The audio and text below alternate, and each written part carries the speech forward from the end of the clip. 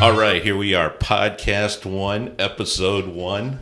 We are with the famous Ian Fraser of TXG. Do you guys go with TXG or you go Tour Experience Golf? TXG. Do you? Yeah. Okay. But the official name's Tour Experience? Tour Experience Golf. Up in Canada, Toronto. He is here with us in Pinehurst. Man, it's been cold, huh? What are the chances? We brought the weather with us. I know. What's up with that? I know. Did you play golf today? No. It was like 23 degrees last night. If this was back in Scotland, I would have played golf, no problem. And since moving to Canada, I've become a fair weather golfer. Needs to be a real nice day. Yeah, tell me about that. So you're from Canada, huh? I'm now official. 8 years. 8 years now, I've been there, yeah. We didn't think we'd stay that long. We thought we'd a 2-year work visa when we first started modern golf, and myself and Hoyt and Kyle and the boys, we were so young, and we kind of just winging it. Yeah. Completely winging it. Yeah. So what part of Scotland? West Coast, so more inland, not kind of coast. West Coast when you think of like Turnberry, Prestwick. So I was a little closer to Loch Lomond, just outside Glasgow. Wow. Yep. So get into the golf industry, aged 18. Was a late kind of developer in golf. Didn't play till I was 16. Got down to scratch by the time I was 18. Wow. So fell in love with it. I thought I was going to go down the route of being a professional soccer player, footballer, but as we know it. Mm-hmm. And golf just completely got me. So that was kind of off in a different direction. Yeah. How much golf do you get up now in Canada? That season's kind of short, huh? It's short. I mean, I guess in Scotland, do you play all year long? All year long. Do you? Yeah. But it's kind of what's the weather like now? In the West Coast, it's wet.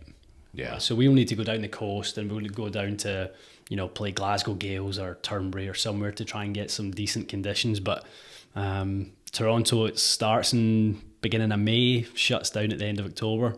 Oh gosh, that's a short season. I don't know. Hence we're here in Pinehurst. Yeah, extending that season. Yeah, like 2 days ago was nice though. It was gorgeous. Right? We got here Sunday, played out on number 6. Monday was as good as a day you couldn't draw up a better day. We played number 2, thankfully, and then yesterday was just a wipeout, an absolute. How'd you do on 2?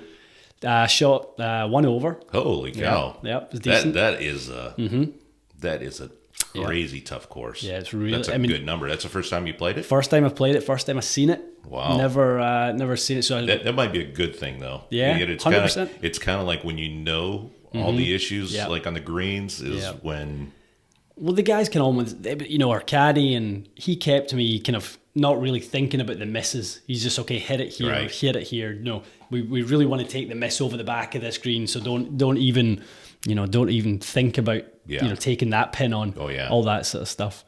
So having a caddy short's was good. Definitely better there. If you're gonna leave it anywhere, leave it short. Yeah, you need to have all parts of your game working though. You got to drive it good to put yourself in the positions to hit the irons close enough. Yeah, if you do miss a green, your touch has got to be there because mostly you're putting. So getting through those little fringes onto a really quick green slopey. Right. So it was tough. It's kind of like Scottish golf though. Yeah. Right. Yeah. I mean, other than the trees, obviously, but sure. But I mean the greens and it's crazy out there. I think this is the best course I've ever played. Number 2. I think it's the best layout I've ever seen. Really? Yep. I think intricate. I've played courses that are in better condition, but I've never played a course that it has such a unique layout. I just thought it was amazing. And you were supposed to play number 4 today, but it was just... Yeah, I played 4 yesterday. Oh, you played 4 yesterday. Oh, okay. Wish we'd never bothered.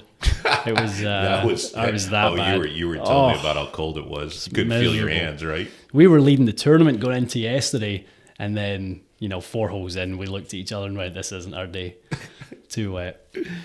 So tell me, how'd you get into custom fitting? What you mentioned modern golf. Yeah. Was that your first? No, so I worked for TaylorMade.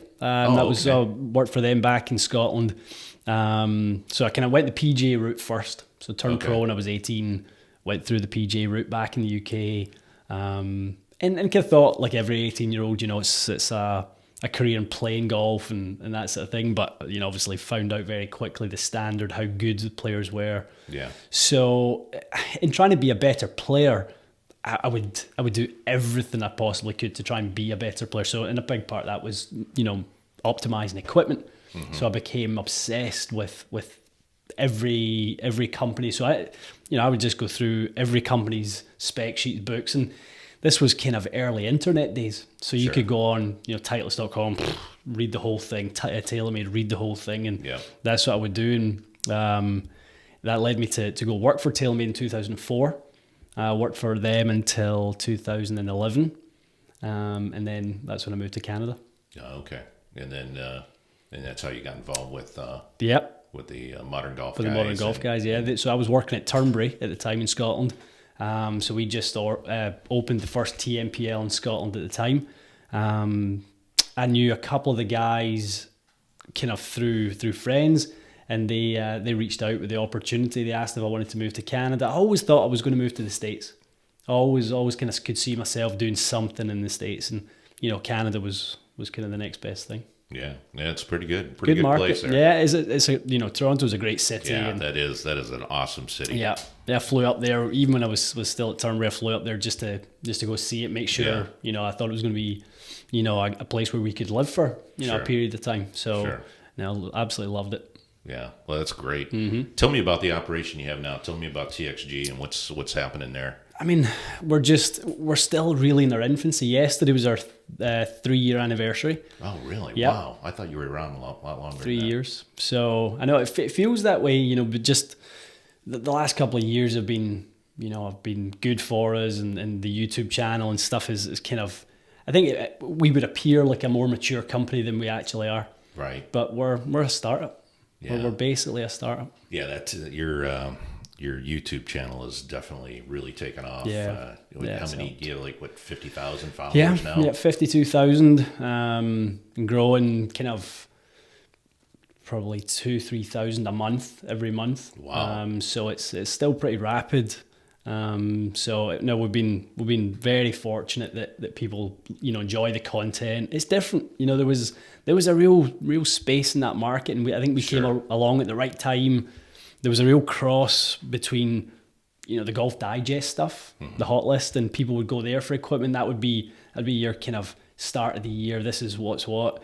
And then there was the reviewers, the Mark Crossfields, the Rick Shields of the world, who were also doing their stuff. But none of those guys were really in our industry, right? So, there was none of the guys that were actually working with golf equipment all day, every day, right, that were giving advice to people as to what this shaft does or what this head does, and how to go about getting a proper custom fit. Yeah, it's definitely more technical than really anybody else out there when it comes to shafts and comes to heads. Yeah. And you have Matty that's like Iron Byron. Yeah, the guy hits everything 320. I know. And he's a lefty in true Canadian style. Exactly. I mean, that place for lefties. Is he Canadian? Yeah, he's Canadian. Yeah. That place for lefties is unbelievable. We had a day this year where we had all 3 bays with left-handed players, and on the putting studio there was a left-handed putter fit going on. Wow. I mean, I talk to guys all the time about that, and they maybe go, I see maybe 5 to 10 left-handed golfers a year. So I mean, we see literally 25% of our clients are left-handed. Wow. So that really doubles up your inventory on heads, right? On demo heads. It really does. How about left-handed shafts and right-handed shafts? Absolutely. Yeah. Stocked. Well, the problem is there are some companies with the fitting components now that are single thread components, which for most of the world works fantastic. So when you put the the iron shafts on and the connectors, it's great because the impact actually tightens the bond. Yeah, right. We've got the lefties where, if we've got a lefty with speed and they've got the reverse thread, a toe strike will immediately, it will flip wide open. Yeah. So you're using the club connects. We're using club connects. Yeah. So we have to because of that. There's some other good alternatives, but because they're single thread, we can't unfortunately use them. So it's a different market out there. And the hockey, the kind of hockey background, and every one of them is a hockey player, so they load it differently from any market I've ever worked in before. So they're very short, very quick. They need weight. Right. So that was, when we first again opened Modern Golf, we actually had to redo the first demo matrix we ever done. Wow. We thought we were going to go kind of light and soft and go towards that market, but we had to completely redo it with stronger, stiffer shafts. Yeah. That whole hockey has a lot of influence. Yeah, it really does. The golf swing, I think. And that's where all the lefties come from because they're standing on that side hitting a hockey puck. Exactly. what?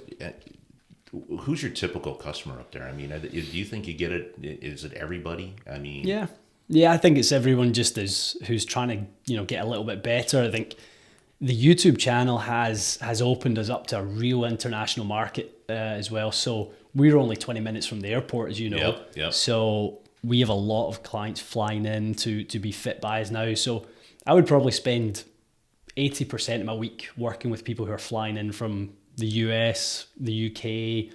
We've had people in from New Zealand, Australia, that's incredible. Hong Kong. And they're finding you through YouTube. Through YouTube. Yeah. Wow. Yeah. That's what a different world, huh? It is a different world. It is a different world. And in the time I spent developing TXG, that was the world I tried to learn the most about. So when we started the new company, that we were ready to move into the digital world, which is what it was. I mean, sure. I remember when we first opened Modern Golf, the first month we spent $25,000 with a magazine company up there, local one in Canada, and it drove no business towards us. And look at what we do now. We have a YouTube channel that costs us nothing apart from our time. Yeah.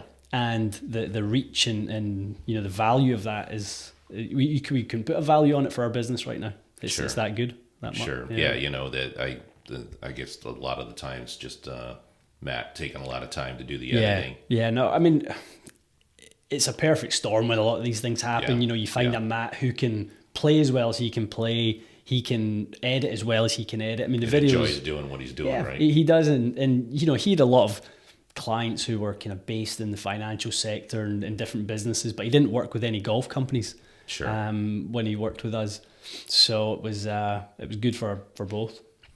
Well, I think the videos do a good job of really showing your knowledge and showing basically what you know and how to fit, and I mean, it shows everything.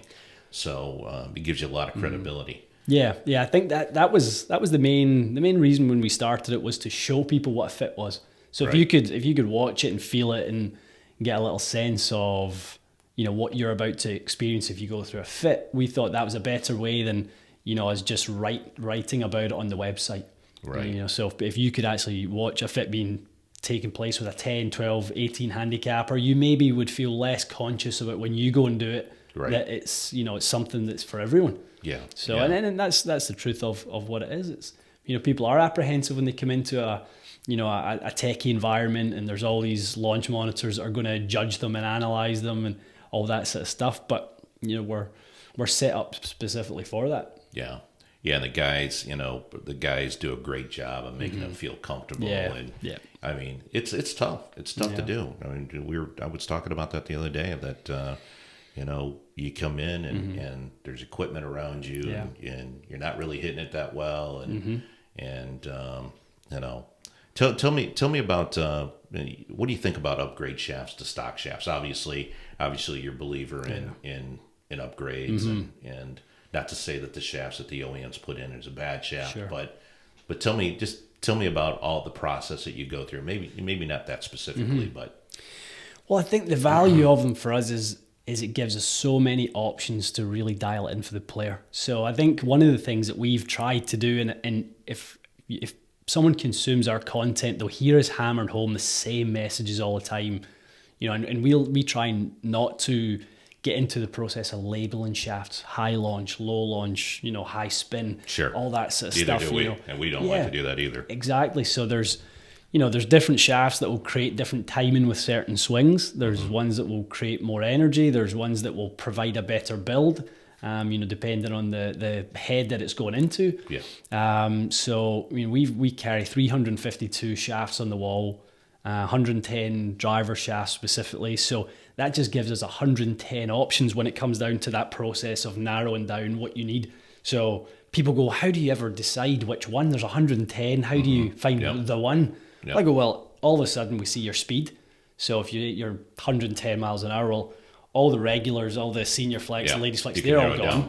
We see what weight you need. Yep. So then that's a filter process, and then it just comes down to the 5 or 6 that we want to try with you. Work with the player, get the feedback, and really that's our process. And hopefully it's a VA shaft, right? It is a lot this year. How we've been doing with you? We've been doing pretty good. Very you guys You guys are one of our top customers, and our guys love it. Our guys really, really love it. And, you know, there's a couple of boys that it's their go-to, right? So, you know, in a certain fit, if they just, you know, they just struggling to kind of get something, you know, I see them pulling a Slayer and a Drago, and, you know, they'll just go with it. You know, the price point's great. You know, the look of it's great. You know, you feel that you're getting a real premium product when you get it, you know, and it's something special. Well, you know, as I've told you before, we make we make great shafts. The performance is there, but we try and do even a better job with our cosmetics. And we've got a new shaft coming out, by the way, in December, called the Nemesis. Right. So it's going to join the Villain family. Okay. And how is it going to vary from Villain? Are we allowed to talk about that yet? Well, yeah, we can talk a little bit. It's going to be a high balance shaft. Okay. So it's going to be one of the highest balance shafts in golf. And you know, we did some very unique things to the material to get it up there. Right. It's about 2 inches higher than the Villain. So you know, we can do some unique things with that. And those are the things that we're looking for. You know, we're looking for those options as club fitters when we get someone who is doing very well with, call it like the G410 range, very unique in the head weight. So, you know, this year, Callaway, Titleist, TaylorMade, they're all round about 192 to 196 grams in head weight. And then you put a ping in there and it's 205, 206. Yep. Our builders say they've even had heads up at 208 grams.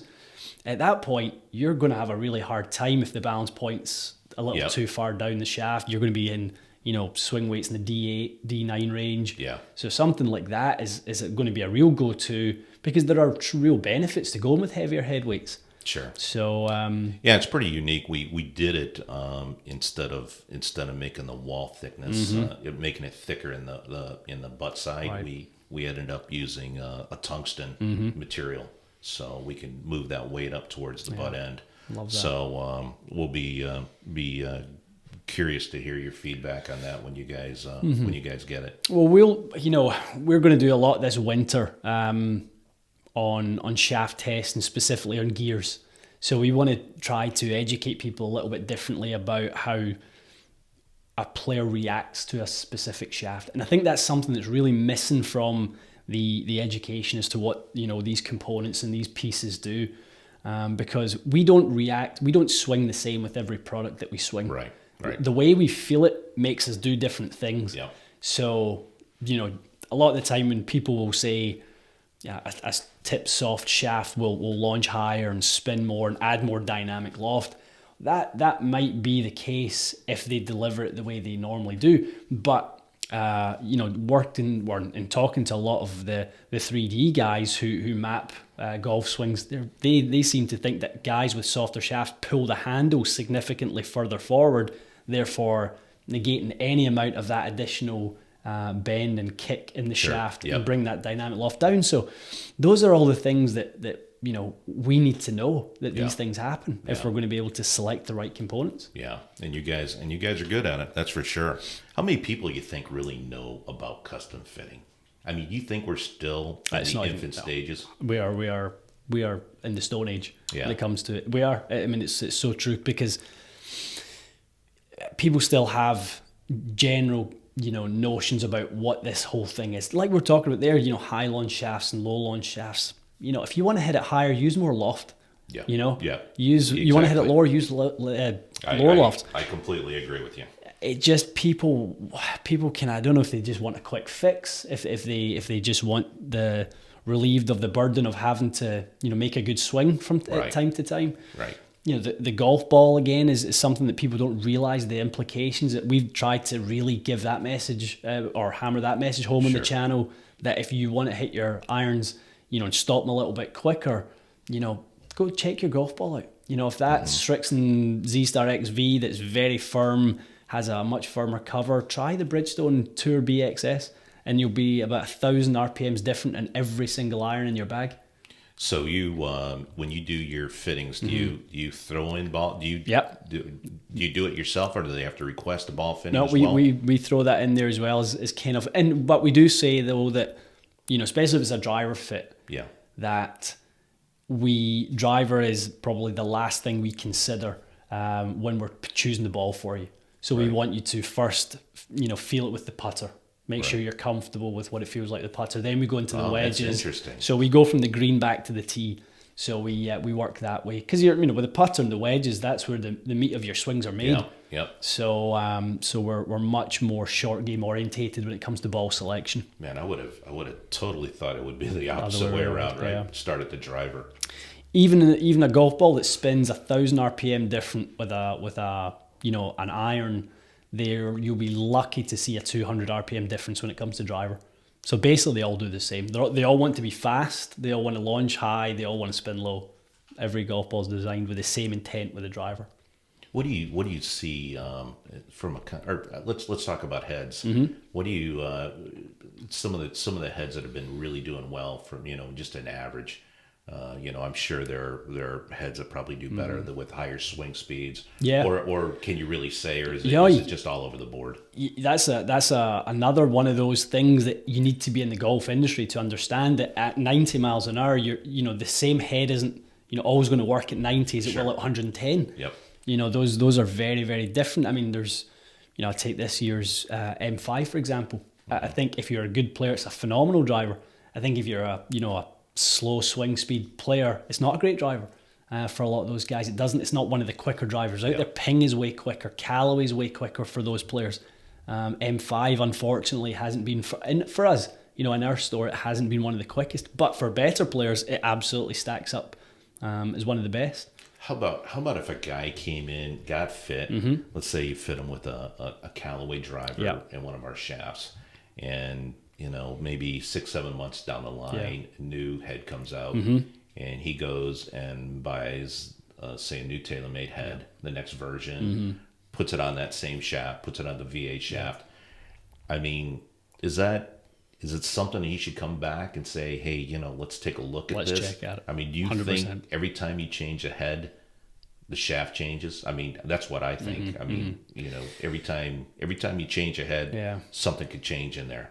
Well, it's a fusion, isn't it? It's a marriage between the two. So, the way one head and one shaft complement one another, you separate those components. Right. You separate the fusion of the performance, and then you're going to get a different mix when you add something back in there. So, exactly. You can't expect that just because you've done well with a specific product that you take out one head and put on another, it's going to work the same for you. Unfortunately, it just doesn't work that way. Well, I always say there are three components. You have the player, you have the shaft, and you have the head. Yep. And it's a really creating a perfect storm for every one of those components to be in sync. Yeah. To get their best distance, the best dispersion. Yeah, absolutely. I think a lot of people don't understand the cadence that you create when you try to create timing for a player.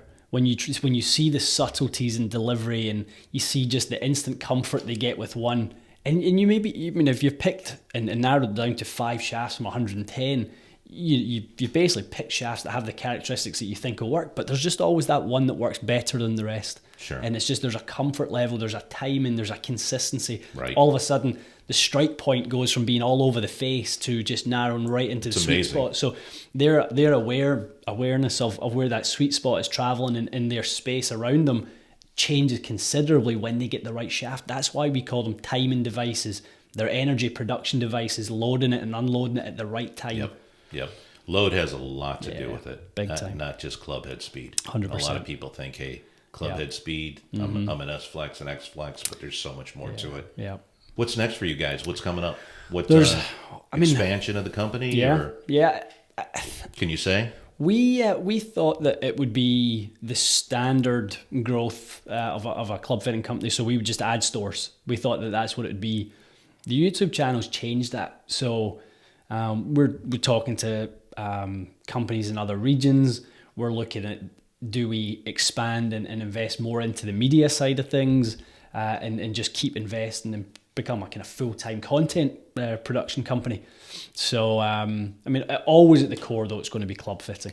Right, always at the core. So, would love to expand into the US.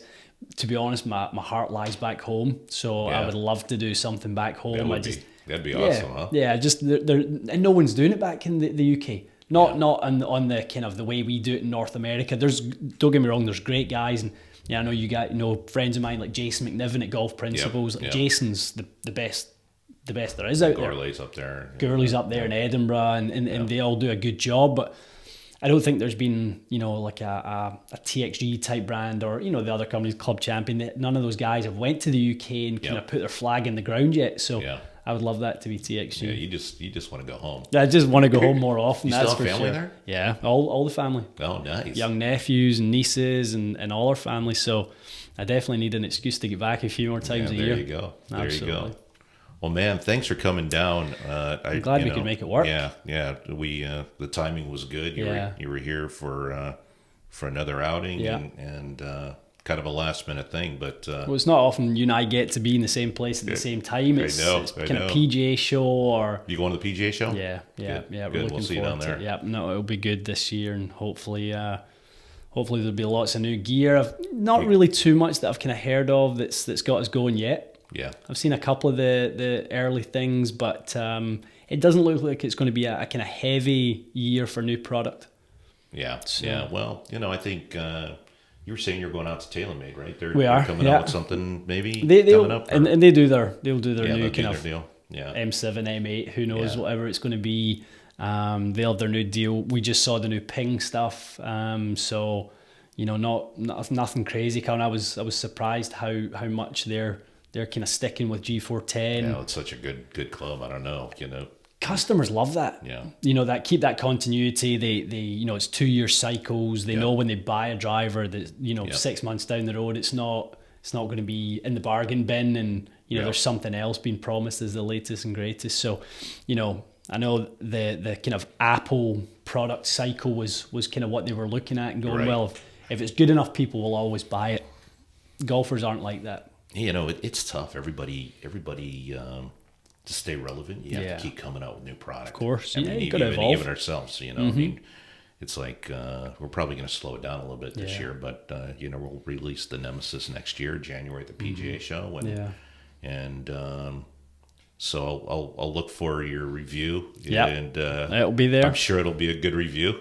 Yeah, I mean, your type of product is the stuff we love to do because we appeal to the techie, and the techie wants to know about the call it the non-mainstream shafts. These are real boutique products, real specialist products. So they know about the company, they know about the products, but they don't know really about the intricacies of what they do and how that applies to them as a player. So hopefully we can kind of fill in the gap a little bit there.